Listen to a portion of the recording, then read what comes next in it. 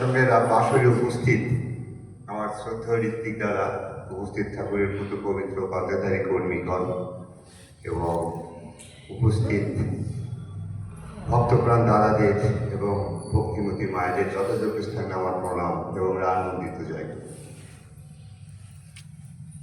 মিতাদি বলছিলেন, কিন্তু উনি থেমে গেলেন।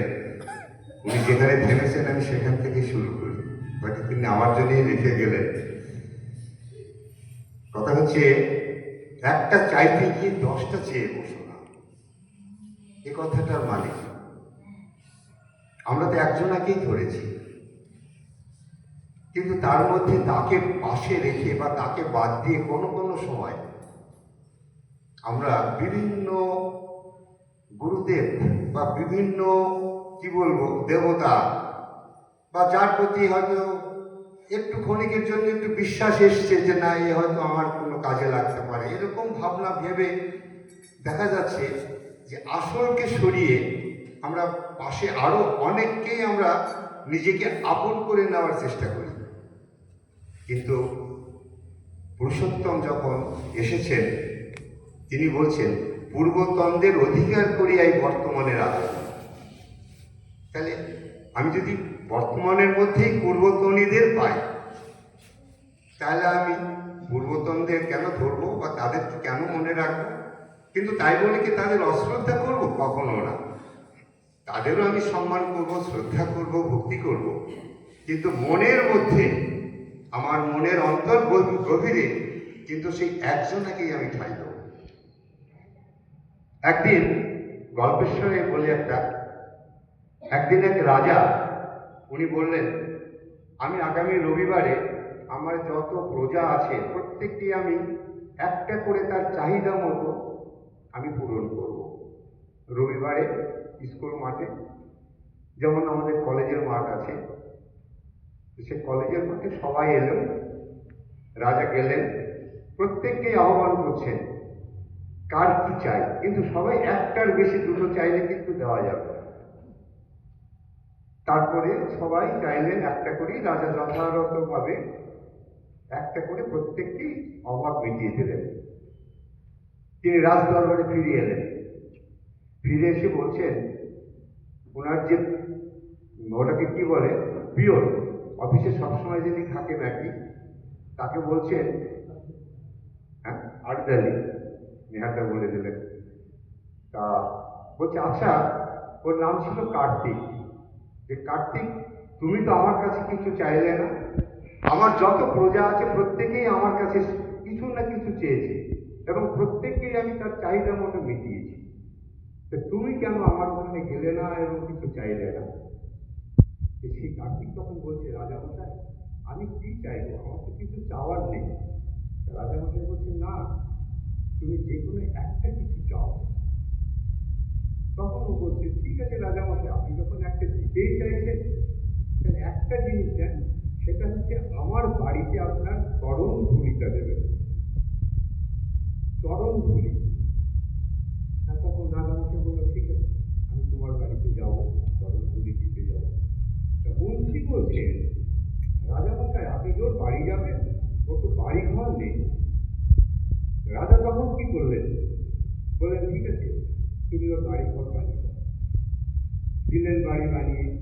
রাজামশাই বললেন, এবারে যাওয়া যায়?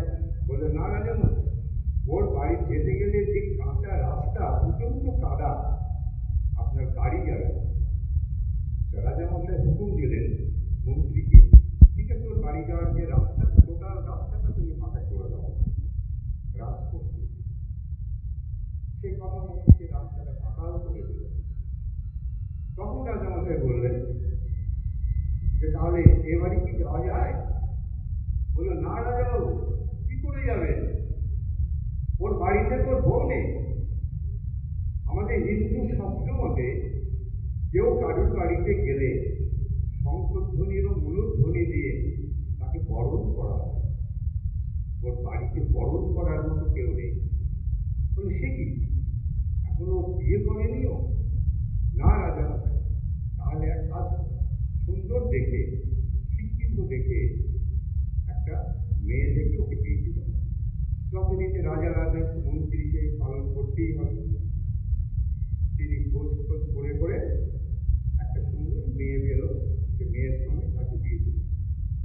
বিয়ে দেওয়ার পরে রাজা তখন বলছেন, মন্ত্রী মশাই এবারে তো আমার যাওয়া যেতেই পারে। বলে, হ্যাঁ রাজা মশাই, এবার যাওয়া যেতে পারে। তারপরে রাজা মশাই পারিষদ বর্গকে নিয়ে তার কার্তিকের বাড়িতে গেল। যথারীতি আমাদের হিন্দু ঘরে যে বউরা শঙ্করধ্বনি, উলুধ্বনি নিয়ে শান্তগুলো দিয়ে বরণ করে রাজা মশাইকে ঘরে বসালেন। সেই গল্পটার উদ্দেশ্যই হচ্ছে সেই কার্তিক, সে কিন্তু একটা চেয়েছিল। কি চেয়েছিল? রাজা মশাইয়ের পদধূলি। আর কিন্তু সে ব্যক্তিগতভাবে কিছুই চাইনি, সে কিন্তু সবই পেত। এমনকি তার গ্রামে যারা বাস করে সে গ্রামের লোকেরা উপকৃত হলো। অর্থাৎ যে কাদা রাস্তা দিয়ে যেতেন, হাঁটু পর্যন্ত কাদা হতো, সে কাদাটাও তাদের আর থাকলো না, পরিষ্কার হয়ে গেল। অর্থাৎ সেই একজনের চাহিদা মতো রাজা সব কিছুই পূরণ করে দিলেন। তেমনি আমরা যাকে ধরেছি, আমরা মনে প্রাণে তাকেই যদি পোষণ করি, মনের মধ্যে আচরণের মধ্যে তার নির্দেশ যদি আমরা সঠিকভাবে পালন করি, যেটা নেতামা বলছিলেন, তাহলে আমাদের দ্বিতীয় কাউকে চাইতে হয় না, দ্বিতীয় কারোর প্রত্যাশায় থাকতে হবে না। যত দেবদেবতা আছে তাদেরই কিন্তু আমরা প্রণাম করি, পুজো করি, কিন্তু কিসের পুজো? তাদের গুণের পূজা করি। তাদের কিন্তু গুণ, যে লক্ষ্মী যে গুণের অধিকারী, দুর্গা যে গুণের অধিকারী, কালী যে গুণের অধিকারী, আমরা কিন্তু তাদের গুণের পূজা করি। তাই কোনো কথা নেই, কোনো দ্বিধা নেই, কোনো সংকোচ নেই, এক মনে যাকে ধরেছি তাকেই আমার মনের মধ্যে রাখবো, তাহলেই আমার সাধনা পূর্ণ হবে। দাদা সবাই আছে? আচ্ছা, বলা ছিল আরেকটু কিছু, কিন্তু সময় দিচ্ছেন না দাদা যথাযথভাবে। তবে আজকে যে আমার টুটুল ভাই যে সামগ্রিক অবস্থার মধ্যে পড়েছে, সেখানে একটু না বললেই নয়। অনেক ক্ষেত্রে দেখা যায় মানুষ তার পারিবারিক কোনো কারণে যখন সে আঘাত পায়, আঘাতের মধ্যে কিন্তু সে মানসিক কষ্টে উপনীত হয়। সেই কষ্টের মধ্যে দিয়ে সে বিচলিত হয়ে পড়ে। আর যখনই সে বিচলিত হয়ে পড়ে, তখন সে কি করে? তার নিষ্ঠার জোরটা কিন্তু কমে যায়। হাতের কাছে আর কিছু না থাকে, সে কিন্তু তার সাধনের যে পথ, অর্থাৎ সাধনার যে পথ, সেই পথটাই তারা বিসর্জন দেয় করে।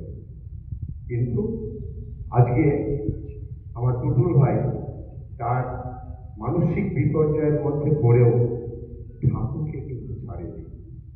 ঠাকুরের তারা আজকে কেউ নেই, যেখানেই ঠাকুর, পরম পিতার কাছে আমরা সবাই যেমন তার প্রার্থনা করেছি, আবার করে প্রার্থনা করব, যেন টুকুর ভাই তার সন্তানকে নিয়ে সুস্থভাবে বাড়িতে আসতে পারে।